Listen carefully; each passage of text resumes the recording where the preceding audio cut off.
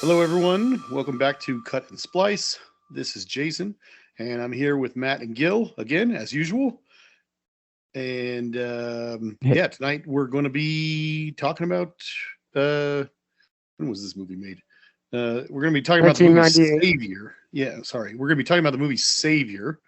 It's a Dennis Quaid movie from 1998. And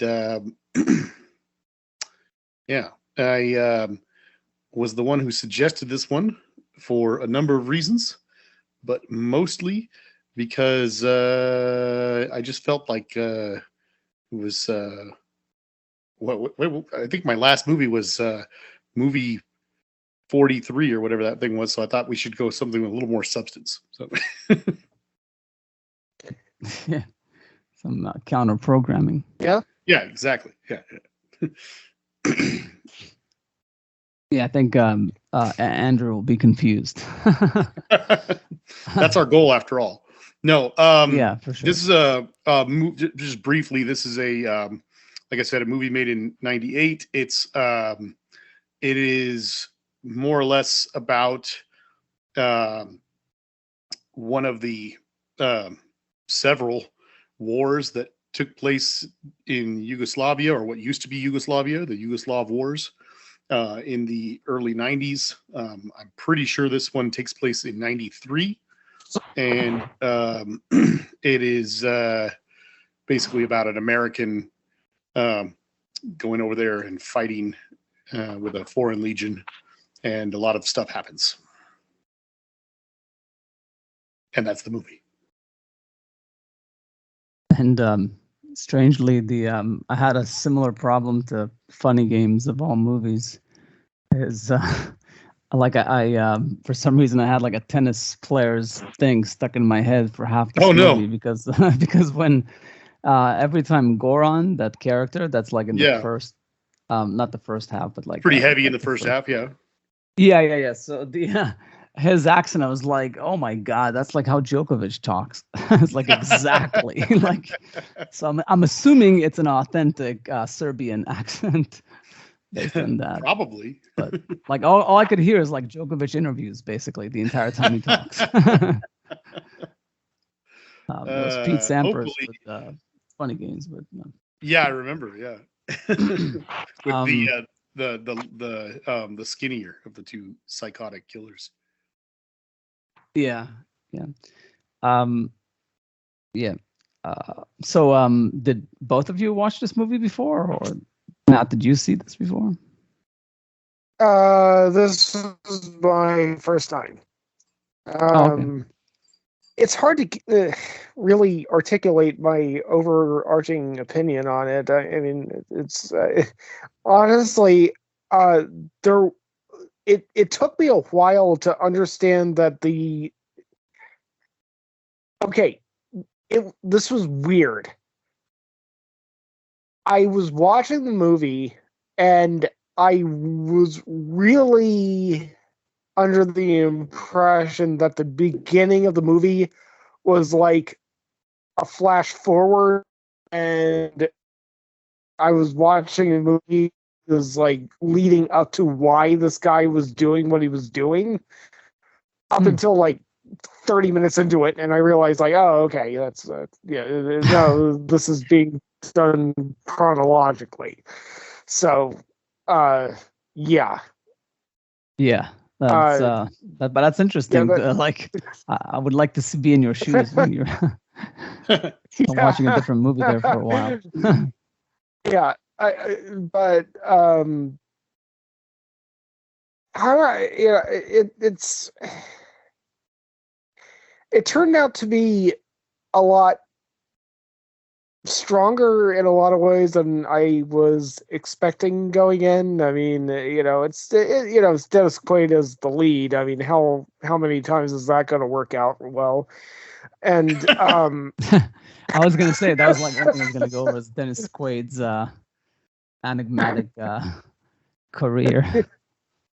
yeah, but I mean, he was pretty strong, and I mean the movie did kind of look like a Lifetime original movie, just cinematographically and everything, which was a little bit of a problem. But there are moments it looks kind of cheap. Yeah, yeah, and I mean, with a war movie, when the violence happens, it's kind of important that it kind of hits you in your mental gut when it's happening, and you're watching innocent people and so on and so forth, and just so much of that was not handled well, just from a filmmaking standpoint. But story wise, I think that there's some there.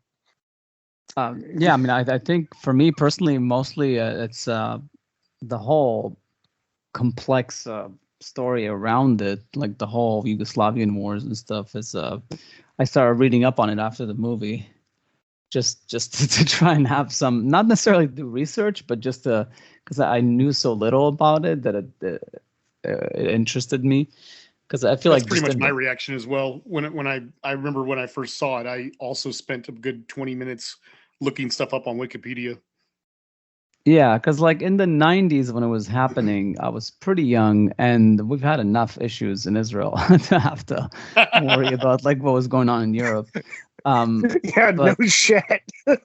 So it's like the world was just a bit of a mess in the mid 90s, like, between all the stuff going on.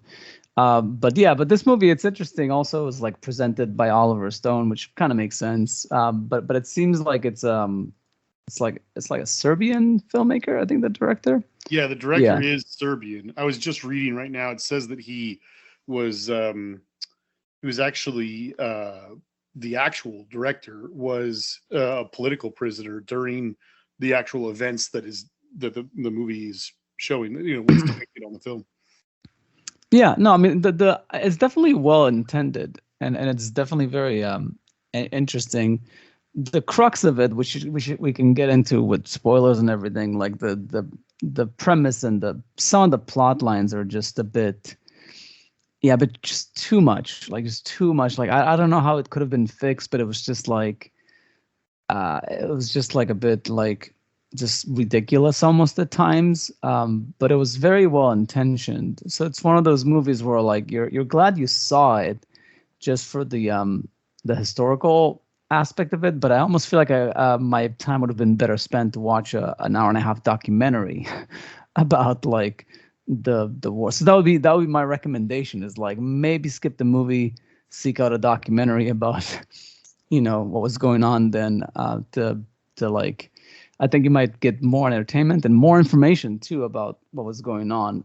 But for what it was definitely interesting. Like I don't know what I would rate it. Probably like a 5 or a 6. Like I want to give it a 6, just because of the the fact that it was trying to like tell this story that's pretty recent. It was only a few years after that they were doing this movie, to just show how ridiculous like human nature is, and different groups of people, and how we like fall into tribes, and it's just really ridiculous. I remember seeing this movie back maybe 10 years ago or something like that, I think. Maybe a little less than that. But this was one of those ones where I had seen the cover of this DVD in all the way back to like Blockbuster rental days. I'd like seen it on shelves.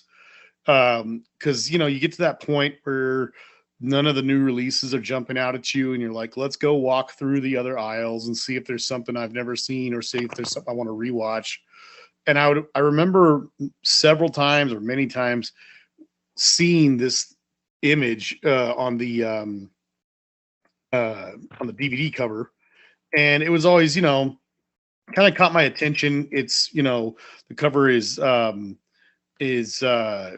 Dennis Quaid, and he's wearing a beret and I think some of the covers had had him like with the rifle on his back or something like that. And I just remember thinking like, okay, well, what the heck is this? Like, it's clearly Dennis Quaid. I'm a fan of Dennis Quaid. I like him a lot. And it was just sort of like something I never watched. I had never even heard anyone ever talk about it, like ever. I'd never seen a trailer for it. No one I knew had ever seen it. And then one day, I think I just saw it on cable or something, or maybe it was streaming somewhere, and I watched it like 10 years ago or something. I really don't remember. But I just remember seeing this movie finally, and it being completely different than what I expected. And not always in a good way. Some of it, it was a lot slower than I expected it to be, and a lot less action than I expected, considering the movie cover, the movie poster. But right off the bat, I was intrigued by the story, and then it kind of turns into like a road trippy sort of movie without getting into details.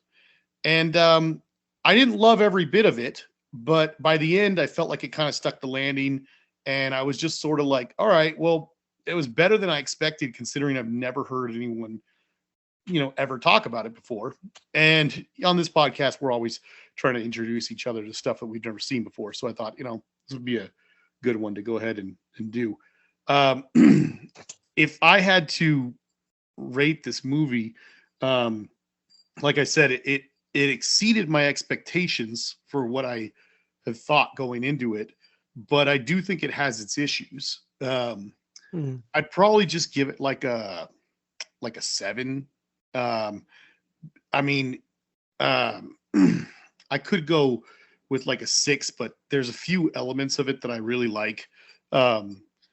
Particularly, well, we'll get into that later, but yeah, I mean, it has some stuff in there I liked a lot, and so that's probably where I'd put it. Would be right around like a 7. Okay, so since I've been saying that we should be reviewing Before the Rain for like more than a year, and that movie is about the same basic conflict, just slightly northwest of, like, I mean, really slightly northwest of the same location as this movie, and we still haven't done that. I'm going to give this a 1. No, but Out of no, spite? No, I don't. It's such a complex conflict, and it's kind of sad that so many conflicts around the world have been handled with so much more grace and, well, I mean, maybe not grace, but in some cases grace, in some cases grit, but also like more name recognition and talent has been thrown at depicting different conflicts around, the 1990s. But I mean, it's hard to really find that many people around these United States nowadays who even know that these conflicts even happened, or could speak intelligently about them for 2 seconds, and much less anybody who cares about them. And for that, I'm going to give it a bump. From a strict filmmaking standpoint, again, I don't think that it was very strong. I think that Dennis Quaid was pretty strong. I think that the lead actress, whose name escapes me, was Natasha Ninkovic, I think. Yeah. I mean, she was strong, but not. There were a lot of problems with the script, and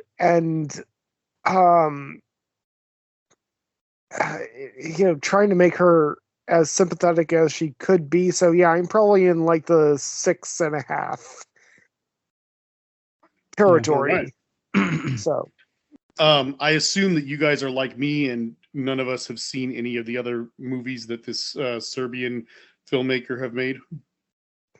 As me. correct. No, but Correct. I was curious to see like out of Dennis Quaid's career, like what's been my favorite performances of his. Ever? Yeah, and I think my go-to is Inner Space. I love that movie. Yeah, Inner Space for sure. You know, I'm thinking I should like. I wonder what's the rating on that movie. If I should show it to the kids soon. It's got some sex in it, I think. Oh yeah, never mind. Yeah, I think Inner Space and there's also Movie 43. No, I'm just kidding. Yeah. No, there was another one. Well, I was looking at his like thing, and I mean White Earp, but not as great. I like Dragonheart. I don't mind that movie. I didn't rate it. It's got some serious problems, but it's also like a one that's very easy to be nostalgic about. Yeah, for the time. Yeah. But yeah, he's good in Great Balls of Fire. Yeah, that's true. That's pretty memorable performance. If you guys have never seen Undercover Blues, we should do an episode on that. That one's fun. Yeah, you know, I still got to say I really liked Frequency. Which one? Frequency. Oh, Frequency is great. That's a great movie. Yeah. Did you guys ever see Yeah, go ahead. I was gonna say, did you guys ever see the one that he did right before this movie, Switchback? Oh, Switchback. No. I'm a fan of it. I like it. It's got Danny Glover and it's got Jared Leto. It's pretty cool. The one I saw at some point that I liked was his earlier one, Breaking Away. Oh, that's the one where he's it's like a cycling team. Yeah, I didn't see that one. Yeah, I saw another movie called Breaking Away that's far worse than that. I see. Yeah, Frequency, Traffic, The Parent Trap. Yeah, it's with Jackie Earl Haley when he was younger. Oh, right. Yeah. It's now you just brought up Traffic, and man, he wasn't like a major. He wasn't a major character in that movie, but that is definitely one of his best movies. For sure. Oh yeah, that was before that was before Steven Soderbergh forgot how to make movies. Indeed, very much so. I think he's very good in Flight of the Phoenix remake, but the movie is not good. Anyone who's interested in that should watch the original. It's far better, and it has a monkey in it. Yeah, I think one of the reasons why I saw that movie is because Hugh Laurie was in it, right? Yeah, he was. He was good in it too. It's just like it's like a movie that's like you should like they should almost show those two movies in film school to kids to be like students, film students, and be like, see why this first one works and see why this second one doesn't really work. There you go. Yeah, I guess that's what remakes are good for. Some of them. Some of them. Well, we've already had an episode on movies that you can't remake, right? So that's true. Yeah. But, I guess. So, any other thoughts before we go into spoilers? I mean, I don't know if this is a spoiler or not, but one thing that really bothered me, I don't think it's revealing anything, but there's the nursery rhyme, whatever, the song that they sing. She sings, yeah. All I could hear when I was hearing that is like, it's like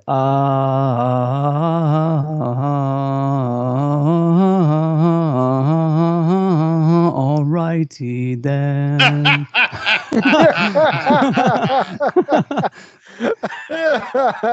There was about a half a second there, Gil, where I was like, "Where are you going with this?" And then you brought it home. That was so good.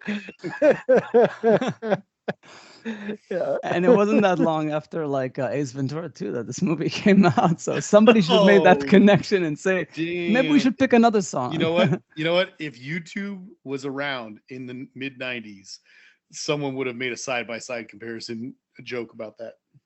Yeah. It Well, might it's have even been a crazy. meme.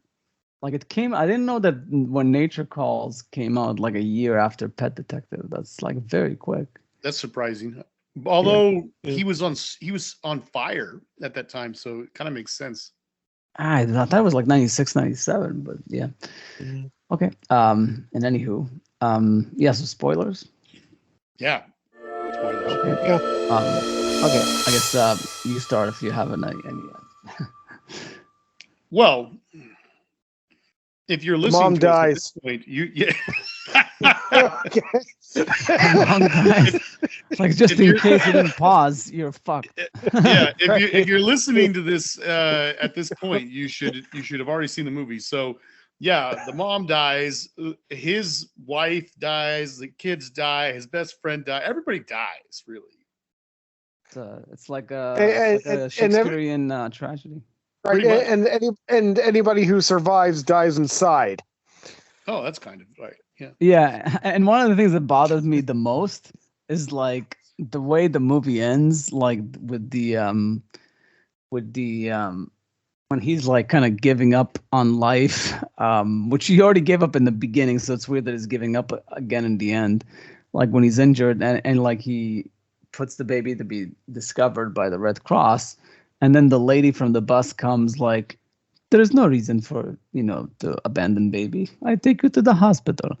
I was just like, I don't know why. That was just like it didn't like Did they it could have. register with you at all? No, I just think that like, and maybe this is the problem with the entire movie, is that a lot of these scenes, like they might have been written a certain way, and a more sensitive director would have said like, no, this doesn't work. Let's try another way and another way, and then eventually you would find the scene, like the way it works dramatically to not be ridiculous. And I feel like there's a lot of scenes throughout this movie, but obviously it's more pronounced in the end more than anything else. But there's like a lot of these little scenes where they're trying to make a point, and it's a good point, but it just it's basically like subpar execution. It's like it feels like they could have tried it 2-3 other ways, and maybe one of those would have worked better. Like it's almost like they shot the rehearsal.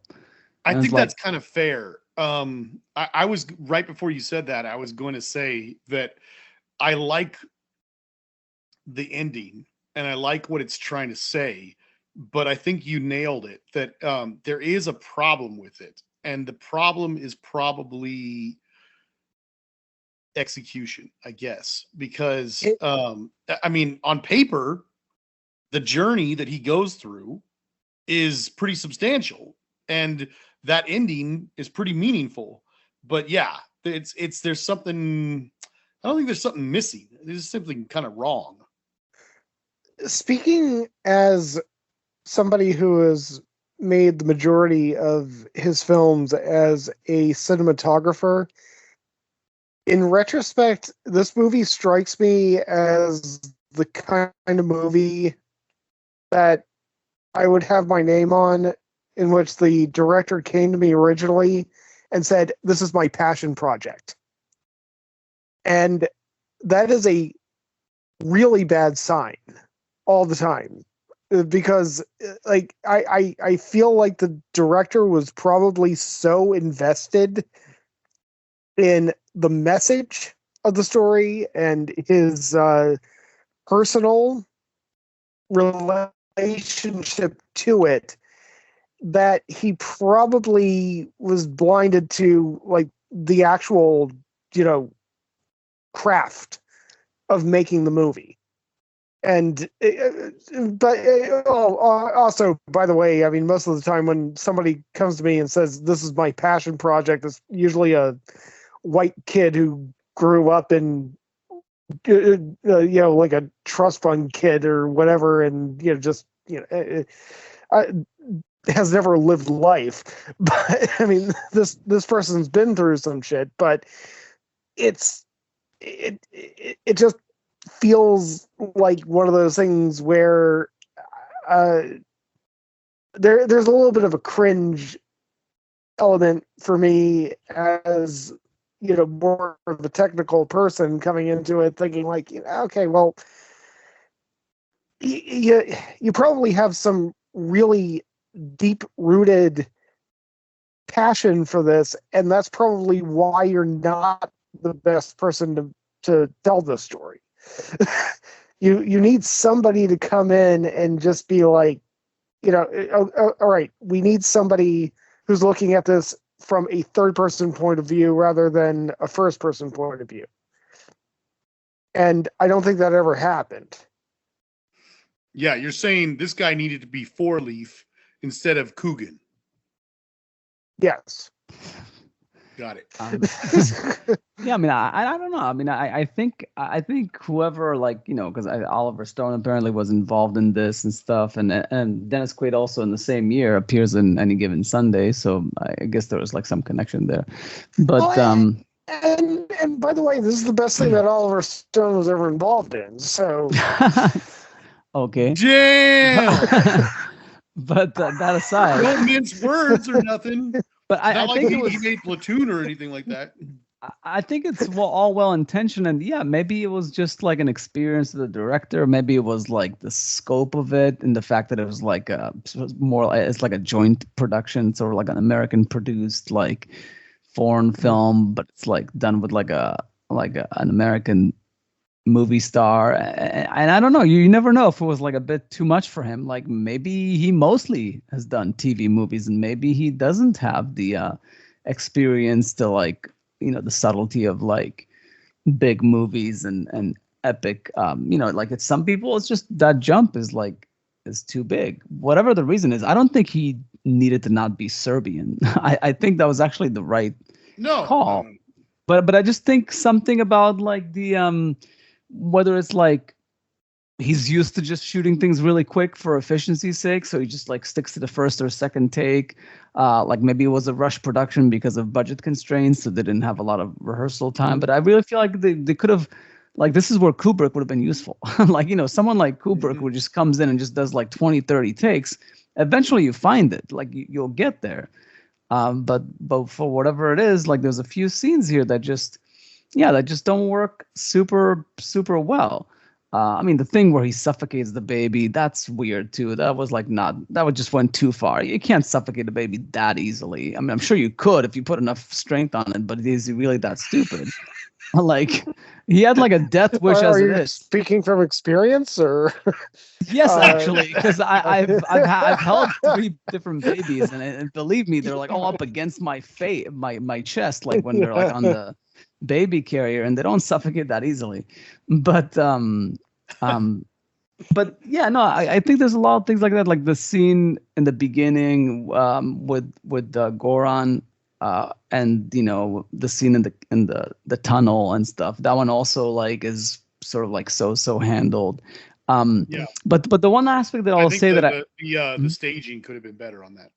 Yeah, but the one thing I will say that was interesting about it is of all the movies that people like to claim that have owed this like credit to this movie, is like I feel like this movie owes a lot of credit like to The Searchers. Like it really felt like a Searchers vibe. The whole thing with like the daughter that gets deformed, or like what's the word, defiled by the by the others. And that family doesn't want anything to do with her, but then eventually they accept her. That part was my favorite part about the movie, is the fact that like, because The Searchers was a fictional movie, but this is actually like a real life situation. It wasn't based on a real story, but you can see how something like that could happen in that culture. Yeah. Like they were so tribal, they were so this, they were so that. That I like that aspect of it. Like if somebody did make the connection to The Searchers and was intentionally doing that as some sort of homage, that's the one thing I think they nailed in the movie. That's what I was going to mention as one of my positives was I felt like that whole segment of the movie, when he brings her home to when the family tracks them down, that whole segment was one of I don't. I mean, I'm sure I've probably seen something in another movie that I'm just not thinking about. But it's definitely one of the only movies I've seen that really like delves into the whole like honor killing stuff. You know, I mean, like Mhm. she was a prisoner of the Muslims on the other side, and they return her. She's pregnant. She's about to pop, and then she has the baby, and her own family is thinking about killing her because of it. The people on her side are definitely thinking about killing her. The soldiers, Goran and the other soldiers, they don't see her as a human being anymore just because she, got pregnant. Yeah. Yeah, like the fact that they Uh, sold that they made it believable, that it didn't seem unbelievable. Not the first time when they wanted to kill her, and not the second time when they eventually, second guessed it and didn't do it. Yeah. The fact that they pulled that off, it's one of the only things that makes the movie have any like strength. I- okay. Yeah, you went with strength. I went with weight. Wait, yeah, that's yeah. I mean, I feel like the story itself yeah, has weight, of course, but yeah. but yeah, like the fact that like it holds up as a movie, like oh wow, that's cinematic. That like to me that was like cinematic. That was not a TV movie like sequence, is what I'm saying. Yeah. I Right. also like the just the story that Dennis Quaid goes through. In the beginning, he loses everything. He's got nothing left. So he just goes off to fight in the Foreign Legion. And then they have that whole segment where he's talking with his buddy. Um, uh, what's his name? Dylan Yeah, Skarsgård. Skarsgård. Yeah, Right. I love Skarsgård. Yeah, I love all the Yeah. Skarsgårds actually. But they're talking, and obviously they've been at it for years now. And talk about a good friend, by the way. His buddy does something horrific, and they just like he's like, let's leave the country together and let's just get out of here.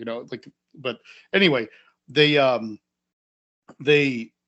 join the Foreign Legion, and they've been fighting for a while, and they have that whole thing where he's like, neither of them are happy, neither of them want to be there, but they don't really have any other choice. They can't really go home, and he just said he kind of tells him like it's not really that he's tired of the fighting or tired of the killing, because at this point he's killed many people. He's their overwatch position, and he usually has a gun up on a hill somewhere, and he's shooting people Mhm.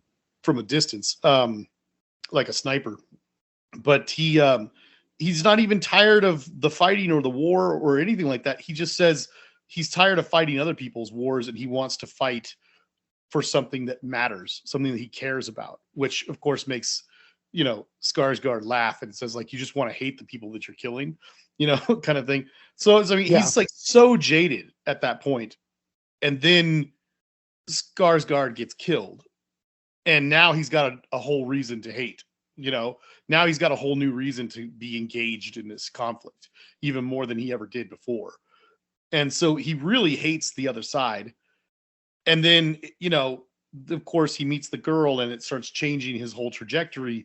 And he starts realizing how horrible the people are that he's fighting with, and that he needs to, just changing all his perspective and everything like that. They go on the whole journey. It's 5 or 6 things that kind of change his views, of course. But like, I just like that, you mentioned the Searchers. I'd never thought about that connection at all. But, it's kind of nice because, like, by the end, when he first gets the girl, he's like, he doesn't want to do anything with this kid at all. He just wants it out of his life, and he doesn't want it to die.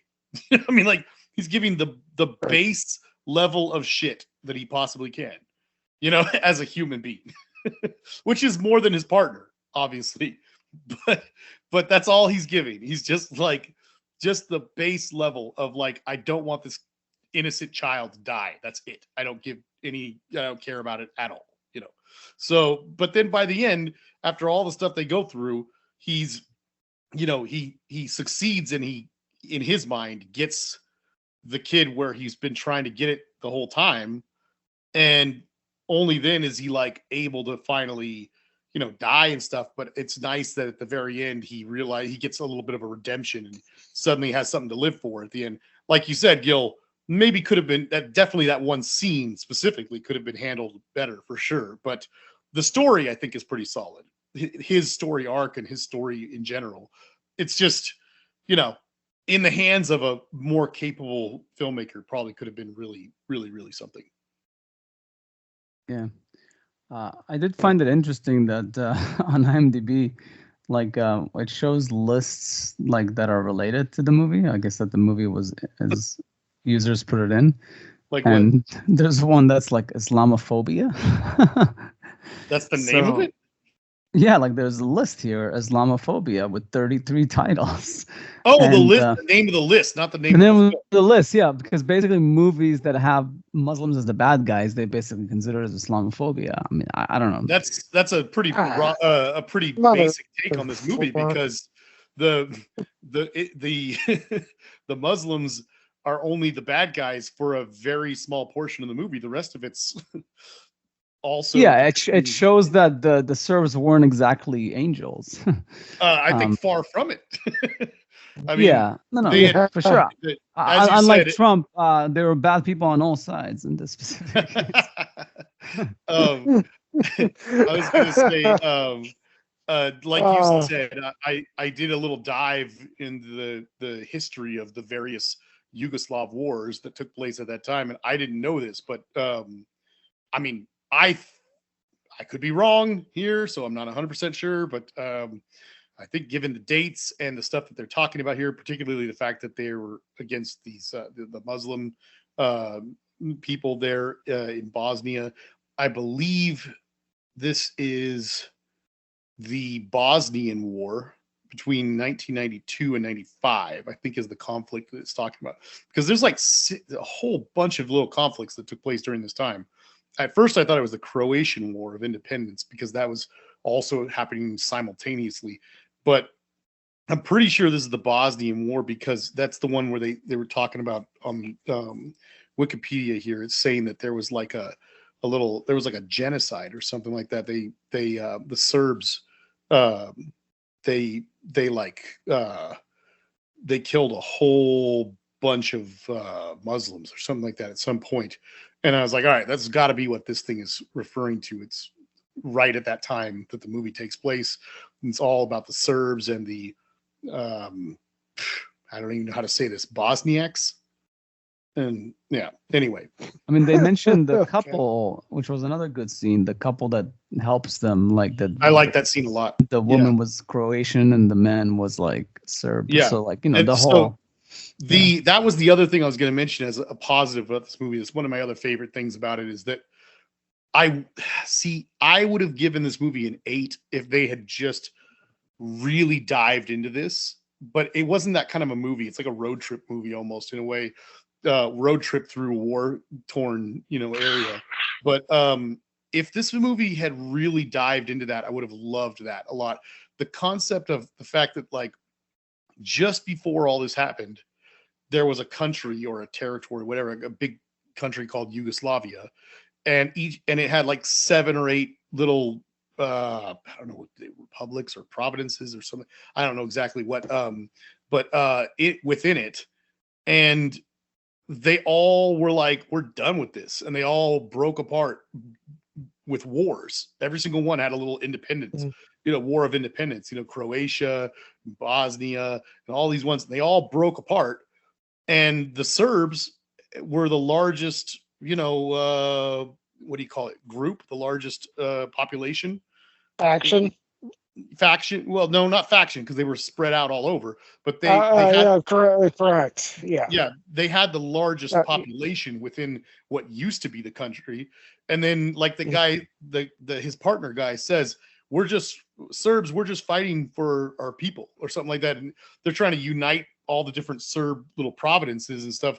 But in doing so, they're like committing some pretty bad acts, according to this Wikipedia page. I am only reading it, so in case anybody knows better than me, I'm just throwing that out there. I'm only reading what it says here. But yeah, so it's like, it seems like that's what the part I liked about this movie is that prior to this thing happening, all these people were basically the same.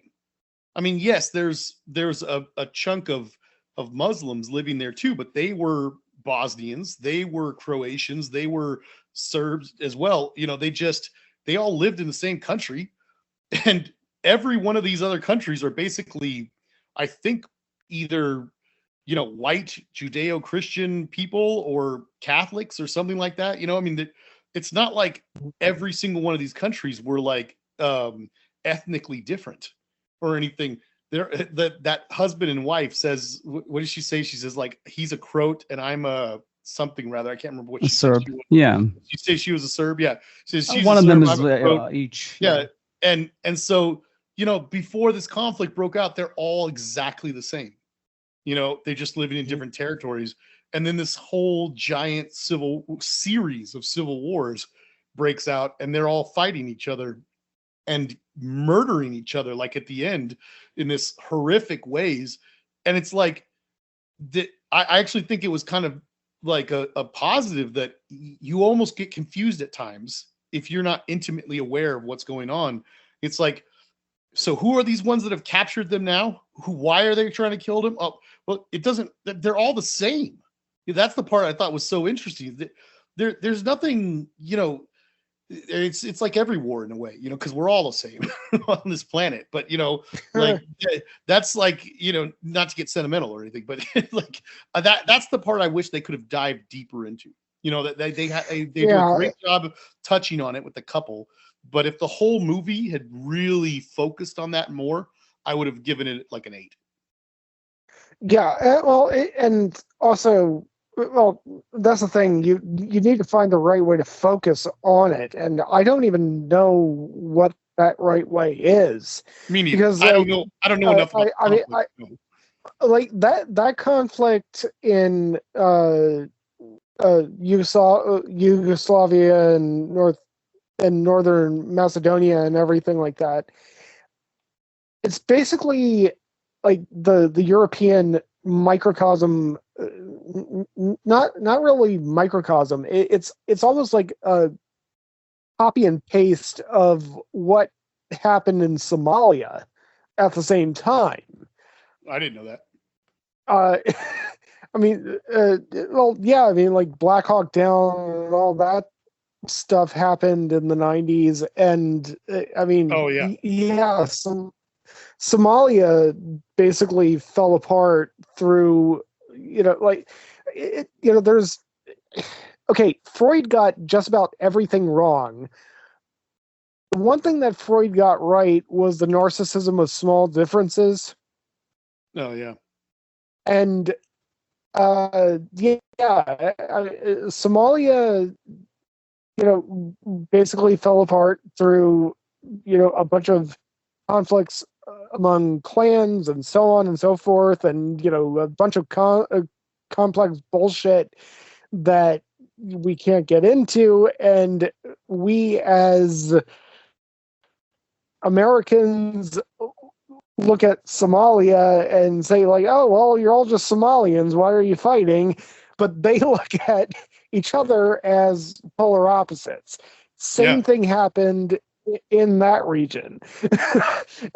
And but yeah, I mean, one of my favorite war movies, of the last like 20 years or so is Black Hawk Down. But I mean, that's told entirely from the American perspective. It doesn't deal at all with the actual political or racial or internal conflicts of Somalia. And I mean, I think that there's an added problem. Well, no, I mean, that's the thing. I think Savior tried to incorporate the actual internal struggle of this region of the world, but it only did so a little bit, and it tried to do all that through the eyes of an American who has a pretty narrow view of what's going on. Yeah. And it might have. It's one of those things where, again, when we talk about writing, we always talk about perspective. Yeah. Is it all told through the eyes of one person, or is it all, or is it like God's eye? This is definitely a first-person movie. Yeah. It's told through the eyes of this one character and what he's experiencing and how he's going to develop and so on and so forth. It might have been a more interesting and it might have been a more successful movie. It might have been a more successful movie than Black Hawk Down if they had just made it a third-person movie. Like, it just multiple characters, you're getting all these perspectives, and also doing better than Black Hawk Down in terms of actually delving into, like, these are two sides. These are two perspectives. I think that there might have been a really interesting movie about this conflict if they just pulled the lens out a little bit further. So you're saying that to see the perspective from the other side, as far as like who was in conflict with the Serbs, and the people on the ground too. Yeah. Okay, that votes well for my. I'm trying to find a way into like starting my script about the conflict in the Middle East. I was like, yeah, maybe I got something there. I was like, because I had this idea, like, what if, like, because my whole perspective was from like one side, and I was like, but I can't trash the other side. That's not gonna work. Like, but what if, like, I do a whole Ben-Hur thing where like it's two kids, like from two different sides, and they're neighbors, like they live in neighboring villages, but as they grow up, the conflict ensues and war breaks and they separate to their own parties and they both become, instrumental warriors in their respective sides, and they kind of like their worlds collide. That type of thing, so that you can get the perspective from both sides. Like you demonize and you both sides to some degree, and you also praise both. Like you just exactly like the whole idea that like, I mean, another movie that I thought as you were talking is like Hotel Rwanda, because I recently listened to a podcast. They were kind of breaking down the history of like what happened there with the Hutu and the Tutsis. Like it was like such a messed up situation.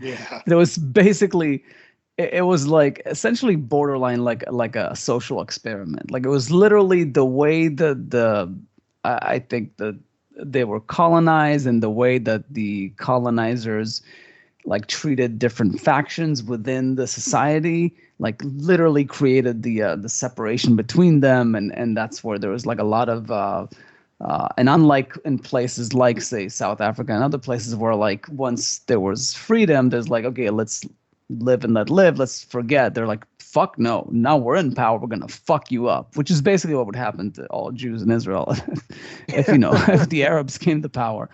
But yeah, it's like it's such a messed up thing that like, and I guess that's what the movie is trying to do, but it's just too much. Like this idea, like I don't know, maybe a better filmmaker would have nailed it, but like this idea that this baby symbolizes like not hope, but that like that so many people die in this movie and in this conflict, but that there's a value to human life, that like it's almost like the Schindler's List thing too. Like, every little bit counts. Like saving this one baby even if all these other people die, like then there's hope that like people will see that, like, and the right person saw this woman who's like somewhere on a bus, like in a big city. Yeah, she's got not as much to do with the conflict, so obviously she's trying to help him out. But this idea that like the baby symbolizes that, like, yes, people will die left and right, but if we don't forget our humanity and we try to save just one life, then we've done a good thing in this world. That type of thing. And I think a movie that does this better is Son of Saul. Like, because Haven't seen it. yeah, and we should do our Son of Saul mother double episode. But it's because like it doesn't go too far, because like a baby is a bit, it's too much. It's too much. Like in Son of Saul, he does something to rediscover his humanity that's not as on the nose. It's not as like strong as like saving a baby's life. That's just too symbolically cliched. Like that. Yeah. Maybe that's what it is. Like that. There's a problem with the device of this movie, the MacGuffin, if you will, the babies that's being saved. That the symbolism there is a bit too thick, and maybe like a better filmmaker would have found a way to like make it work better. But maybe not. Maybe it's just not that kind of movie. It really wanted to just like expose the conflict and show it in an entertaining sort of way and shed light on it, but not be a profound movie. Just say, hey, like life sucks, then we should be better to each other, and we're gonna lay it in thick, but we're gonna, at least it's gonna get out there. I mean, Spielberg sent that message twice in the 90s. About the, to save, well, I mean, it was more explicit in Schindler's List. They actually quoted the Jewish proverb of, he who saves one life saves the world entire. Sorry, but Saving Private Ryan, same basic story. Yeah, which is why I'm not crazy about neither of those movies. I think it's because there's like it's a bit too on the nose. It's too like the filmmaking is better than the actual point the movie is making. That's the problem with those incredible, movies. Especially because they're really well done. But the point that comes across, especially in the end, is kind of empty. It's kind of. I'm sorry. I think a better filmmaker would have said like, no, that's too much. 2 steps back. Like it would be a lot more profound if this was not so on the nose. But Spielberg is an on the nose filmmaker. He's not a Scorsese. He's just an on the nose filmmaker. I mean, that's why his best movies are the ones where he's not trying to make a point. That Jaws, I think, is his best movie. I'm gonna say something really controversial. Am I a better Jew than you? I'm gonna get a lot of hate for this, but it's just the truth. I like Martin Scorsese, but I'm not sure if any moment in any of his films that he's ever made is as powerful as Oscar Schindler, like realizing at the end that he could have saved a couple more by just like getting rid of some of his crap that he had on him. And like after everything he's done, they're all sitting there thanking him, and he's still trying to do more. And he breaks down and falls apart in that last scene. I mean, I don't know if there's anything that Scorsese's ever done that even is on par with that. This is why we should do a bonus episode about like drafting Scorsese and Spielberg movies, but no, I mean I think it's just a different type of filmmaking and storytelling. You're right. Think, that's true. Yeah. I mean, I think to me like Raging Bull would be 1, and Taxi Driver would be 2. I mean, Raging Bull. Oh, he's literally punching a brick wall. Oh, the symbolism. Wow. No, not that. It's just coming to the realization that you're an asshole, that you're a horrible human being. I mean, there's something about and wanting to like get redemption. But life doesn't work that way. That like I think there's something to that I feel like with Schindler is like, I was good with the movie for the most part, pretty much up until that point. Like that's similar to Savior. Like a different director would have said like, no, there's something wrong here. Like this is too much. We gotta do something here. Like, Polanski wouldn't have, if he had made Schindler's List, he would have not had that ending. Like he would have found a way, like, like say like Chinatown, like you're just gonna like throw in something there and just, oh my God, like it's just slapped to the face, but without the one more and this ring and this. Come on, you're laying it so thick. Like Taxi Driver, like after the aftermath of the shooting, they scan over the, all the like clippings, the news clippings that he's like, that everybody's like praising him, that he's like this and this, that. The fact that the sociopath was essentially glorified by the community is ridiculous, and that's more profound than anything in any Spielberg movie that's ever been made. I'm sorry, like he's never come even remotely close. Has he made more entertaining movies? No doubt. And I would say Jaws potentially it might be better than Taxi Driver. I think I would still at a top 10 list. Be tough to like, they might be close to each other, but those two movies are as close to perfection as you can get. I think. If there's one selling point for Savior, it's that we're talking about some of the greatest movies ever made. Of analyzing Savior. No, that's what I said. Like it was well intentioned.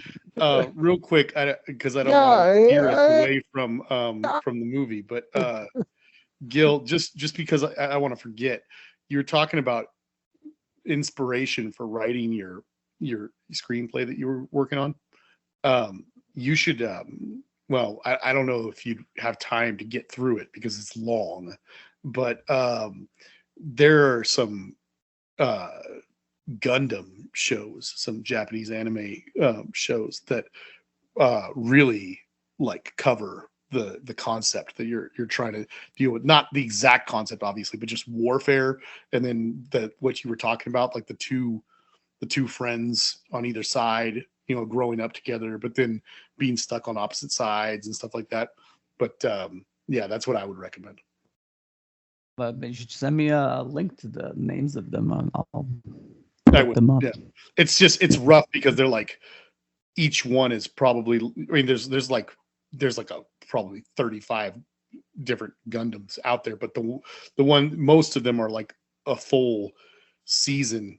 So it's like we're talking about on Japanese television. You're talking about like 25-minute episodes, and you're talking about 48 episodes or 50 episodes, something like that. It's like, it's long, but but I'm sure I'll just get a taste of it, and I need to do also research about the actual, like what happened in real life, because I was going to try and take inspiration from there. So it's complicated. That's why I've procrastinated for many years to even touch it.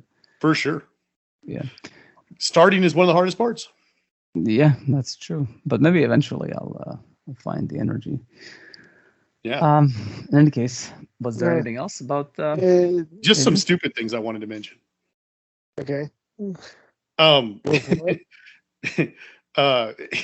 talk about like this. We already mentioned how this movie, in other more profound ways, or not profound, but in more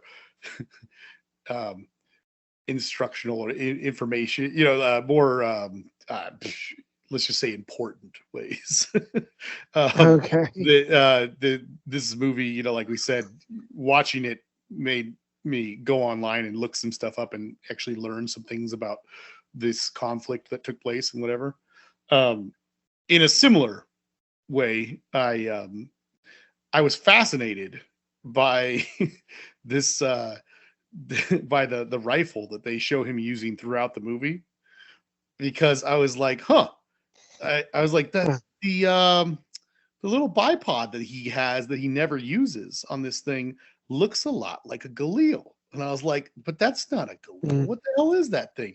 And then sure enough, after like a real brief little Google search, I was like, oh, this is the Yugoslavian or the like South African copy or something like that of the Galil, which I found very interesting, because that means that, this concept started as a Russian AK-47, which gets captured in the 6-Day War by the Israelis, gets turned into a better AK-47, the Galil, and then eventually gets taken by another country in Africa somewhere, and I think it was in Africa, but and they eventually tweaked it and did some stuff to it too, which I find very fascinating. Mm-hmm. I'd rather have it myself. No, I was just thinking, like, so the movie either had like hyper focused attention to detail there, or they just found whatever gun looked the best for that region or whatever. If you want the answer to that, okay. The IMFDB says that he's using the gun is called a Vector R4. It's a modified design of like I said, the Galil we talked about. Says the weapon would be accurate for the Bosnian Serb military, which did purchase a few thousand of them during that conflict. However, so here's the part where you're right, and where your guess was correct and incorrect. So it is extremely not likely, but accurate that a weapon like that would have been used in this conflict. However, they're saying that since the movie starts out with him fighting in that French Foreign Legion, and they show him training before he even goes into battle with that exact same rifle, he said that you would never find that gun in any French Foreign Legion. So in other words, what it means is they did their research. They said this would be a good gun that'll work for all these scenes for 90% of the movie. And then rather than finding some random rifle for him to use in that very first training scene, they were just like, here, use the same one. Because in that first scene, it wouldn't have been very likely, but then for the rest of the movie, it makes perfect sense. Nice. The things you can learn.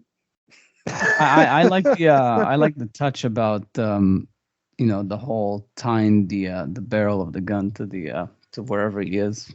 I bet you that would be more stable than using that little bipod. Yeah, no, it's an interesting touch. I like when movies have something like that where you see like he's got like a thing that you don't often see in movies. So it's or like him using the condom instead of the bottle nipple. Yeah, the whole condom thing. Yeah, that's. I just the other day I was like telling I was telling Dan, I was like, I don't know what it was, but she was like prepping bottles and stuff because we were gonna start feeding the baby, and I was like, oh, worst case, let's use a condom. God, I hope it doesn't have any lubricant on it. That's disgusting. Exactly. I was thinking like that doesn't work. You have to wash it and stuff because it's got lubricant. But I think it's not dangerous. Maybe for a baby it is, but technically, because women give blowjobs with a condom. I'm sure it's not dangerous. You can get condoms with flavors on them too. So Yeah, I think it's edible. Much like anything that's related to sex, it tends to be edible. So the other thing I wanted to mention, I cannot get over how much I love Goran's car.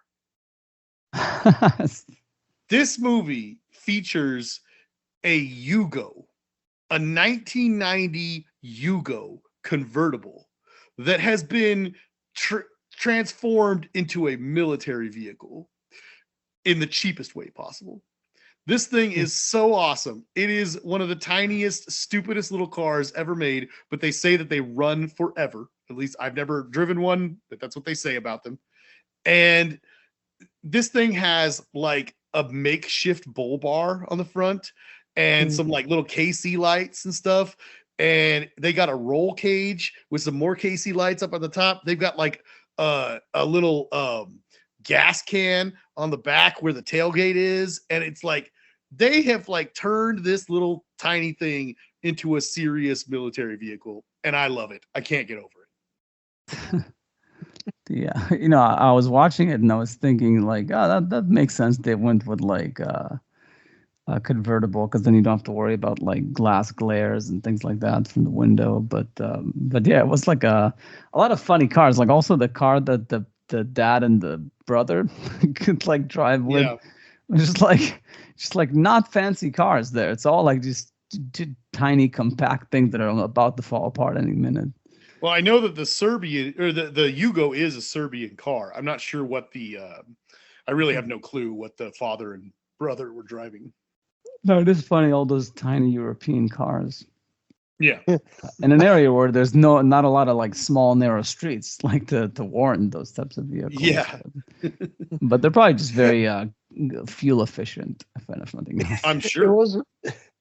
It was really funny. This is a huge digression, sorry, but my first year in DC, I met the economist Russ Sobel, and he gave this presentation about like Eastern Europe and like a lot of the poorer countries, and okay, economically, is it a problem with people not being innovative, or is it a problem with like policy?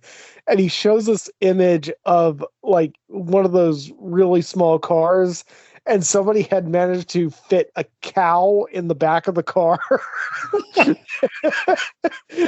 And he's just like, these people aren't poor because they can't innovate. These people are poor because of the policies. I mean, that takes some creativity.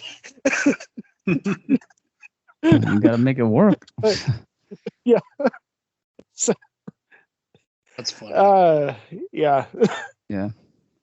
Also, it's good to point out that not that it matters too much, but babies are not supposed to drink milk. It's like dangerous for them. Like, I don't think they had formula there. I think they gave him like actual milk until the mom finally breastfed. But yeah. But it's what would you do if you had no other option? I mean, like, what would you give it? Because I mean, it probably isn't going to eat baby food, right? Yeah, like if you had no other option, there's just like several diseases that they can contract from milk. That's why, which is why there's formula and breast milk. Yeah, because like cow's milk for like under age 1, basically. Like that, yeah. Like there's a few things like I don't know if at age 1 or 6 months, but something like where they can't. It's just like there's too many certain bacterias and stuff in it that like are just problematic for babies. If I'm not mistaken, I should check with Diana. But also honey, strangely, you can't have it before you're 1. Just certain things like they have like certain minerals and certain like ingredients in them that just like don't sit well with babies. Well, I mean, I almost choke on honey anytime I try to digest it, and I'm almost 39. Yeah, there's that. What's wrong with you eating honey? Because I fucking hate honey. What? The funny thing is, like, ironically, it's good for the throat. That's what people have when they have a cough. I'm so confused. Well, the next time I have a girlfriend, I'll make sure to give her a lot of honey. But don't make sure not to. Wow. Don't mix it with what's the one that makes people choke? Is the like the cinnamon. People oh my god! Try to like they have the challenge, the cinnamon challenge, to try to eat a spoonful of cinnamon. I've tried. Have you guys ever tried it? I tried it. I haven't tried it. It's amusing to watch someone do it. Well, let me rephrase that. It's amusing to watch somebody try. Yeah. Anyways. All right. But yeah, no, it's but yeah, because of course, like, you have to do what you have to do. But it is a good point when you think about it. Like you can't really feed a baby. The only other option, if you don't have a nipple, is they can suck on things. Like if you soak, if you soak like a paper towel or just a towel, if you soak it with the milk, you can give the baby the towel to suck on. But technically, a baby, you can't like dab liquids into. They don't know how to drink. That is an interesting problem when you think about it. So yeah, there's like a few fun touches in this movie, but I think there was like one thing. One last thing I would say about it is that like I knew what it was going. Like he was going to rediscover his humanity by trying to help this, like, but the one thing is I didn't know what happened is that the mom would die. The fact that like that she essentially balls like sacrifices her life and stuff like that. That was like, okay, that's something. Like they went there. Like they really went there. Like I actually would have bought it if like Dennis Quaid would have died and she would have survived. So the fact that they went there, where like the mom is like, saving the baby with her life is like, that's something, that was admirable. It's actually kind of funny that we talked about this entire movie without mentioning that Dennis Quaid like walked into a mosque and murdered a bunch of people at the beginning. Yeah, I wanted to make sure that none of us accidentally said it at the beginning before the spoilers, because like that's the thing that like caught my attention when I saw this movie. Like, you know what? I take it back. For balls. That scene alone, Islamophobia. I feel like it's warranted. Well, no, because like a movie depicts Islamophobia, but he's not racist in the end. Right? It's no, yeah, he's not motivated. His redemption. Yeah, he's not motivated by racism. I mean, he saves a half Muslim baby. Yeah. So yeah, it's something about, but it makes the point that like people in those moments, like when you lose someone that's close to you because of the actions of someone else, like all you see is hate, and it's just and it's just depressing. It's really depressing. It's side note, completely off that topic, but so Matt, I just want to throw this out there. When I saw this movie this time, at the very end, when he can't do anything to save the girl and she's out there and they have this like executioner just like mollywopping people. I thought for a second that was Patrick. I thought it was Patrick Gallagher for a second.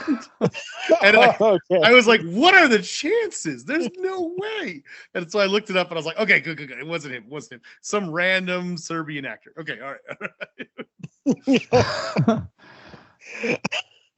Yeah. What was that term that you used, Molly? You've never, dude. You got to be careful when someone comes at you. You don't want to get mollywopped. Mollywopped. That is way too cute of a term for what was happening.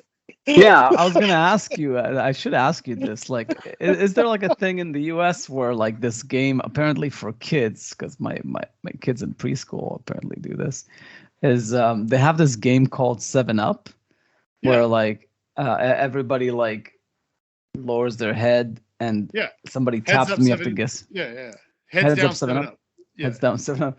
Yeah, so I told my kids like, oh yeah, like in Israel we have the equivalent of that. Only you don't tap, like you smack someone really, really fucking hard, and it's so I want to painful. Play that so much better. Oh my god. Yeah, like it's so painful. Like the shock and the pain is just like so infuriating. But you have to focus and you have to like see who did it. But like, I have never heard of this thing. I guess I was really unpopular. Because there's a thing about like somebody smacks you in the back of your head, of your like neck, and if you're not allowed to cover yourself, it is really painful. It's painful to the point of like it's like those slapping competitions. It's like really. Like it rings in your ears, like it's really painful. But kids are so stupid. Much better than the American version. Oh man, it is. I think I've played it once. I was never like a daredevil as a kid. I felt like this is just really stupid. Like somebody can really hurt themselves. The game is a little children's game. I was never invited. No, this was not. This was not that kind of thing. This was like a game you'd play in your classroom. Okay. On rainy days when you couldn't go outside. I mean, it sounds like a dark version of Duck Duck Goose. It is kind of, only it's so stupid. And yet for some reason as a kid, I have nothing but positive memories of this game. But it was like you're all in your class in your desks, in class, and everyone has to put their head down, and the teacher just watches to make sure to keep it honest, and nobody can peek. You have to bury your head in your arms, and you just put one of your hands up with your thumb up, like you're hitchhiking basically. And the person comes by, they touch your thumb, causing you to put it down. And then when everyone's done that, like 7 people have done that, they go up to the front of the class, and the remaining, let's face it, this is American public school, so the remaining 32 students in the classroom have to then watch as the 7 people who were chosen try to guess which person chose them. So it's kind of like you're staring at them and you're trying to read their eyes, read their faces, and so on and so forth. Like a poker face. Yeah, exactly. I don't know why. I cannot tell you why, but in like 2nd, 3rd grade, I was good at this game. When people chose me, I could tell who it was. I could tell from the way they flicked my thumb, the way they touched my thumb. I could tell if it was one of my friends who just like smacked my thumb, or if it was some person who I barely ever spoke to, who's trying to like pick someone that they didn't think would choose them, would guess that was them, and they just lightly touched I could do it. I was good at this game.